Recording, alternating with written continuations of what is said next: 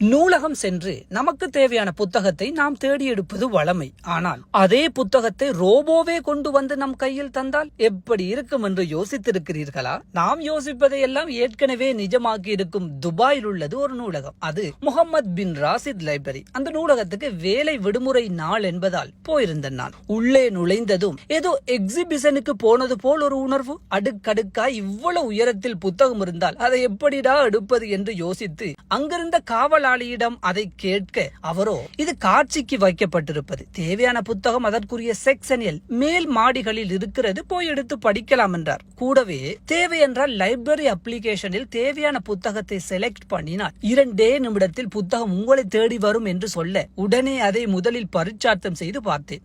கலைஞரின் கவிதைகள் மற்றும் இன்னும் ஒரு புத்தகத்தை அப்ளிகேஷனில் செலக்ட் பண்ண அவர் சொன்னது போல் வெறும் 2 நிமிடத்துக்குள் கை வந்து சேர்ந்து விட்டது புத்தகம். என்ன ஒரு டெக்னாலஜி என. ஆங்காங்கே ஒவ்வொரு நூலக அறை முன்பும் இருக்கும் ரோபோக்கள் நேரடியாகவே புத்தகத்தை நம் கையில் கொண்டு வந்து தரும் வசதி இருந்திருக்கும் போலும். நான் சென்ற தினத்தில் அது பயன்பாட்டில் இருந்திருக்கவில்லை. எடுத்த புத்தகத்தை இருந்து வாசிப்போம் என்று இருக்கை நோக்கி போனால் அது அறையா இல்லை கம்பெனி போர்ட் மீட்டிங் நடக்கும் தனி மண்டபமா என்று தெரியவில்லை. ப்ரொஜெக்டருடன் கூடிய வசதியும் இருக்கிறது. சிறுவர்களுக்காக விளையாட்டு இடம் போல் அவர்களுக்கென்று தனியாக அமையப்பட்டிருக்கும் நூலகம். நூலகத்துக்கு வருபவரை வரவேற்கும் டிஜிட்டல் திரை.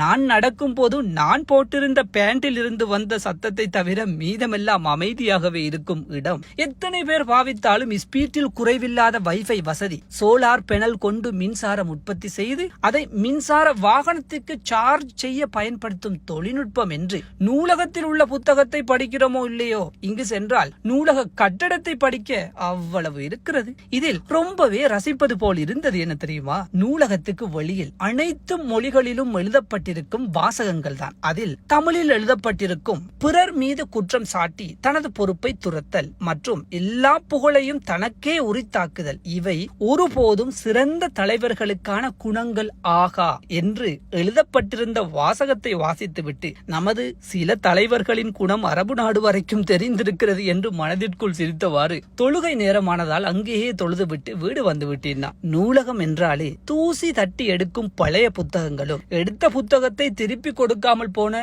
இரவலர்களும் வெறிச்சோடி கிடக்கும் கதிரைகளும் என்று கண்ட நம் கண்களுக்கு கவர்ச்சியான இந்த நூலகம் ஒரு புத்தக விருந்துதான்.